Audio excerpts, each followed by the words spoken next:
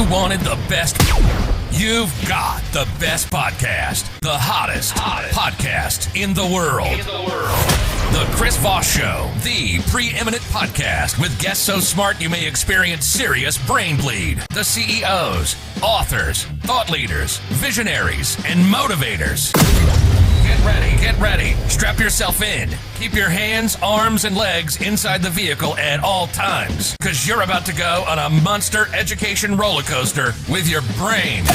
Now, here's your host, Chris Voss. Hi, folks. It's Voss here from the ChrisVossShow.com.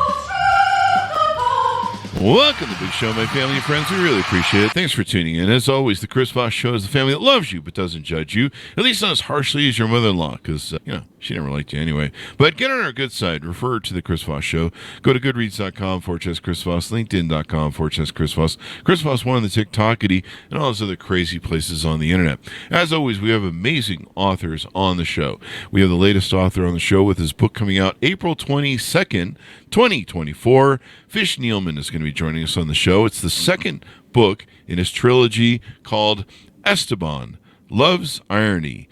And we'll be talking to about his book, what's inside of it, and why you're going to enjoy reading it. Fish Nealman is a distinguished luminary in data-driven business decisions. He is renowned for his insightful expertise, shared through a series of technical books with a global footprint spanning numerous countries. His profound insights enrich his debut fictional trilogy, seamlessly blending imagination and reality. As a seasoned professional, he's collaborated with organizations worldwide, unlocking the untapped potential of data. Through his masterful storytelling, readers are transported to captivating realms as his keen observations form the cornerstone of his transcendent tale. Welcome to the show. How are you, Fish? I am great, thank you. Excellent. Give us a .com. How can people find you on the interwebs to get more knowing about you? I have a website that is tales.fish. So if you think about it, fish tales. Fish tales. Tales is TALES.FISH. There you go. So give us a 30,000 overview. What's inside your new book? It's part of book 2 of a trilogy. The overall trilogy deals with protagonist Esteban. The 3 stories are Love Ordeal, Love's Irony, and Love's Triumph. But it fundamentally deals with an individual that actually has a mental condition that he's suffering with, but he doesn't know about it, and nobody around him ever knows about it. Only actually the reader of the book ever finds out about it. Oh, wow. But it's a story of a remarkable individual that changes the world for the better. There you go. So now this is the second book in your trilogy, the Esteban trilogy. The previous book was called Esteban, Love's Ordeal. Is that correct? Yes, that is correct. Mm-hmm. And are these both standalone books, or do you need to read the first one before you read the second one? They are intended to be read one after the other, so the continuation of a story. So it's the book, overall, the 3 books, it's multi-generational. That the first couple of chapters of the first book deal with Esteban's parents. But realistically, through books 1, 2, and 3, it's following Esteban's life. You go from Esteban being born all the way till he's in his 60s. Wow. Now, I noticed that you've written a lot of other books, like technical books and stuff. That is correct, yes. Mm-hmm. What made you move from technical books to writing novels, I guess? That's a great question. One of the things that I found was when I'm writing on technical things, and they tend to be things centered on computing and technology and how to ultimately deal with very complex things that we now have to deal with, especially in the technical realm. And I found in how I explain things, I was often gravitating towards using analogy, which led me into storytelling. So I found that I was explaining complex technical issues through storytelling. And my wife made an observation to me, why don't I just write a story? Listening to my wife, I did. There you go. Sometimes they know best, or sometimes they're just trying to get you out of their hair. There you go. When you set out to write this novel, what were some of the thoughts that were going through your head? Why were you enamored with this area of the world and this character? I wanted to write something that I really hadn't read before. and I wanted to write something that I thought had a great ending. I've often found in reading fiction that there can be wonderful stories, and by the time you get to the end, the way it ends leaves you a little wanting. So I wanted to write something that, in how I interpreted it, I mitigated that issue. But I wanted to write something that I hadn't felt I had read before. So my story, in some parts, takes the hero's trope and follows that. But unlike a normal hero's journey story, where something happens to the protagonist that pulls him along and he's trying to accomplish and overcome something, Esteban himself, he's not motivated or driven in that way. So I found I was having to write a compelling narrative to pull the reader and to keep the reader with the story, because there wasn't anything inherent in the story that was then pulling the protagonist along. And so it was within that I was just trying to write something different that I myself before. Give us a little bit about your history. How did you grow up? What motivated you to want to become a writer and start writing? I was originally born in London, England, and grew up there in London. I went to school just outside of London. After I graduated, I went to work, and then I was given an opportunity to come to America, and which I love the idea of doing that. And so I came over, and I worked actually in Iowa. And so coming from London to Iowa, there was a little bit of culture shock in there. But it was a wonderful place to be, because being in a new country, fairly young, and not knowing anything, it was a very comfortable, safe type of environment to be. Also, being in Iowa, it allowed me to readily go see the rest of the US and see what was on offer there. And I enjoyed my time in America so much, and I was given the opportunity to stay longer, which I took. And so I've been here ever since I originally came over. And I was always working in the computer field. And along with that, I'd been doing some side things, some teaching in some universities. And I had been given an opportunity with my work, to work with governments around the world. During my career, I worked in over 50 countries on 6 continents. I haven't been to Antarctica yet. And doing a lot of fantastic stuff. And I'd been a part of various industry committees and written some industry standards about things, kind of very technical. I'd written a number of books and textbooks for colleges on technical subjects. And as I said, because I found I was writing a lot of narratives and stories to explain things, it opened up an opportunity to explore some of the thoughts I had about storytelling, but being able to also pull in some of the observations I had made in my travels throughout the world. So one of the backdrops to the Esteban trilogy is it becomes very multicultural. So Esteban himself was born in Mexico. A lot of the story there's a little bit that takes place in the US. A lot of the story takes place in Mexico, Spain, Germany, Italy, Singapore, parts of Africa, the Middle East.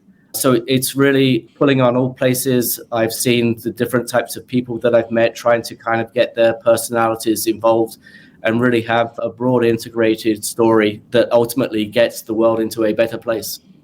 There you go. Oh, we always want to try and get this world into a better place because it's having some issues right now. 1 or 2, yes. There you go. The title of the book is called Esteban. And who is this Esteban? Tell us about this character and flesh him out for us, if you would. The story begins with his father, Stephen. And Stephen is a troubled youth. He's the 5th of 7 children. And he gets lost in being in such a big family that he doesn't get the attention he needs. And so he always seeks and strives to get attention and to be noticed. And it causes him to have some deviant behavior. He ultimately gets emancipated and kicked out. And he goes around and he finally gets some employment in Puerto Rico, where he's sent to Mexico. There he ultimately meets his future wife, Isabella.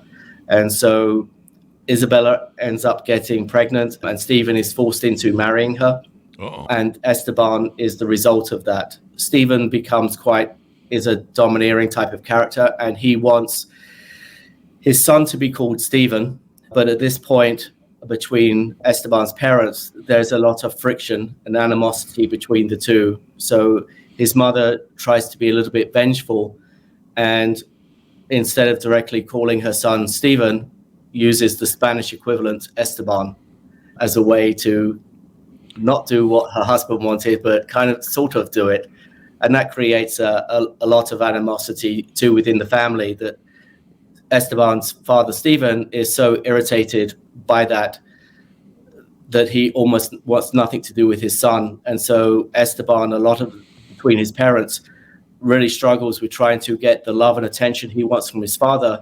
But his mother, he's overwhelmed by the love and attention he gets from her. So he grows up in a very dysfunctional family.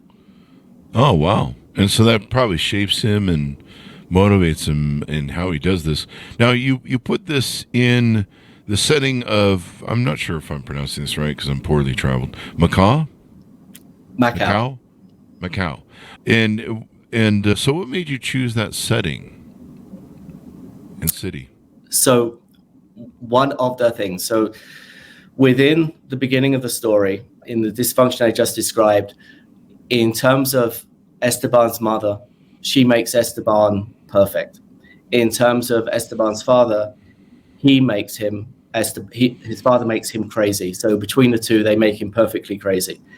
Esteban has a number of struggles, and certainly within depression. The backbone of Esteban's mental health issues is that he is schizophrenic. Oh, wow. And in the medical field, the exact nature of schizophrenia, what brings that on, is not completely known. So I, in part, include some environmental things, his parents contributing to it, as well as situations he encounters that he becomes depressed and suicidal. It's when he's in school when this first happens.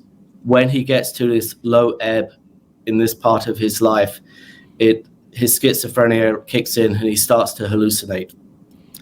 And within the primary person that he hallucinates, which Esteban goes on to, because of his mother's wishes, seeks to become a Catholic priest. Oh, really? The person that Esteban begins to hallucinate is Jesus. Wow. And so it becomes very supportive within that. But at one point, in a struggle within love's irony, that Jesus suggests that they go on a vacation and suggests that they go to Macau, which is a region of China where gambling is allowed. And so Esteban himself has no idea why he's directly going out to Macau, but he finds out through Jesus that they've gone there to gamble. And Esteban does extremely well. Really? Wow. Phenomenally well. Jesus' lead at the roulette wheel. At the roulette wheel, at the craps table, and also with blackjack. I need Jesus to go with me to Vegas. Yes, there's a very funny scene within that. But because he's hallucinating, nobody sees Jesus other than Esteban himself. Yeah. One of the reasons why it's not an anomaly or a problematic for other people to kind of see Esteban's potentially quirky behaviors is because when he's studying to become a priest, he learns to say his prayers while he's walking. So he has been seen in life talking to himself, but in learning to say his prayers, reciting them. Because he's a priest, he's very humble, he's plenty of humility. So within his characteristics, there's nothing abnormal about him. And so he goes on, so nobody else can see him. Jesus himself, because he's hallucination, physically can't do anything for Esteban, can't perform any magic, can't do anything miracle-wise or anything special like that. But because of his deep depression and schizophrenia, Jesus is essentially a crutch that enables Esteban just to kind of get through life. But he does very well in Macau. He gets thrown out of the country because he does so well. But with the money that he wants, it is put to really good use. So he doesn't really keep anything for himself and donates it to actually what turns out to be the reason he went to Macau to begin with. Was he did have a love interest, even as a priest, which he acknowledges he shouldn't do or anything. He is human as a basic tenet through all of these things. So he's susceptible to desires of people, humans. The flesh. So the person he was having the affair with, Asia, she leaves. He goes away to Macau. Asia has gone back to school to become a medical doctor. And Esteban, with his winnings, sets up a trust for Asia so that all her education is paid for and that she has a trust to build a corporation that can do good in the world, which he does with that. There you go. It sounds like a very interesting, intriguing book as it goes through it. Of course, you can't tell us the middle ending. That's one of the challenges with novels. But yeah, it sounds like he's definitely conflicted because he's a priest, and, you know, I don't think you're supposed to fall in love, right? You're supposed to... No, it's the book itself. It pulls on human condition, human nature, and a lot of things, and it walks a fine edge that can make certain things uncomfortable, but it's not trying to throw it in your face and make things abrasive for the sake of abrasion, but rather just exploring human nature, human condition. Yeah. I noticed the spelling of Asia, of the character in your book, is the same as the Steely Dan spelling. Any relation there? 1,000% relation. It was that album that I took her name from, and the spelling and the pronunciation. There you go. It's a great album. In fact, there's been a producer, I forget his name off the top of my head, who's been interviewing people that did the sessions with Steely Dan for Asia. And Asia has Steve Gadd, I think, was the drummer on it, and he just did some amazing thing. In fact, we had, I believe, the producer of that album and several of the Steely Dan albums and a lot of great albums on the show to interview about his work as a producer and stuff. So it was pretty amazing stuff. This thing is every time you say Asia, my brain goes Steely Dan. Yes. Bill Schnee on the show back in 2021. He's referred to as the chairman of the board because he's such a great recording engineer, and he engineered like so many great albums, Barbra Streisand, Dire Straits, I mean, you name it. He Carly Simon, Ringo Starr, Art Garfunkel, the Pointer Sisters, Boss Skaggs, Huey Lewis, the Dire Straits, Whitney Houston. He did Whitney Houston's first seminal album that was just a rock. But yeah, he was on Asia and several other things, so it was a wonderful discussion with him. But yeah, Asia, I thought that was interesting. You keep saying Asia and my brain goes, Steely Dan. There's also, from a music standpoint as well, there's a number of influences from other more modern people like Morrissey, who was originally in the band The Smiths. So there are a number of either albums that I've really liked or musicians that I think are wonderful in the music they produced. Some of their things have influenced the book in some ways. There you go. Well, it's very interesting, all this stuff that goes into this. And it's pretty wild. Give us, what do you hope to achieve with the trilogy? I guess there'll be a third book coming out. That is correct. The third one will come out in the summer. So I'm hoping it will be read and enjoyed. And if that happens and it does find an audience, that I have planned a fourth and fifth book to go with it as well. Well, that should be very interesting. If it does the fourth and fifth book, of course, you want it to take and work good for you and all that good stuff. That can make all the difference in the world. Do you think it's going to be along the same lines? It's going to be rolling down with his life and some of the issues that he has?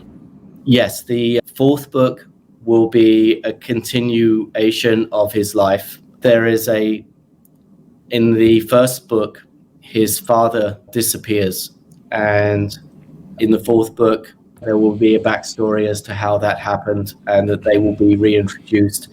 And it will also be that how during the course of Esteban's life, his father has been watching him from afar, but with him. So in the beginning, where Esteban spends his whole life not having his father's love, will end up being able to get that, and would have been the missing ingredient through all of the good things that Esteban has accomplished and all the experiences he's had. He will be able to kind of close that one missing part of his life. Oh, that should be helpful. Trying to get your dad's love sometimes can be hard. Yes. Because sometimes dads, they just don't like you. think that's how my dad was for half my life. He was like, I don't know about this kid. I'm not sure if I like him or not, but I guess it turned out pretty good in the end. That or he just accepted me for who I was. He's like, I'll put up with this kid. He seems okay. I think he half turned out okay. So there you go. Anyway, final thoughts as we go out. Tell people where to pick up the book, final sales pitch, and .com, where people can find you on the interwebs. Okay, great. The book is available everywhere worldwide that you can buy a book. So Amazon, Barnes & Noble, Target, Walmart in America, or various international Amazon sites. It is available in Kindle, hardback, paperback, as well as an audiobook. So hopefully it will be readily accessible to everybody. My website, as I said, is tales.fish, TALES.FISH. And you can email me from my website, or if people want to be able to reach out, I am on Twitter, Instagram, Facebook, or if they want to reach me via email, it's just fish@tales.fish. There you go. Well, it's been wonderful to have you on. Thank you very much, Fish. We really appreciate it. I appreciate it so much. Thank you. There you go. And pick it up, folks, wherever fine books are sold. It'll be out April 22nd, 2024 next week. And pick up the original book. You can read it real quick before the new one comes out, and that way you'll be up to par. Thanks for tuning in. Go to goodreads.com/Chris Voss, LinkedIn.com/Chris Voss, Chris Voss 1, the TikTokity, and all those crazy places on the internet. Thanks for tuning in. Be good to each other. Stay safe. And we'll see you guys next time.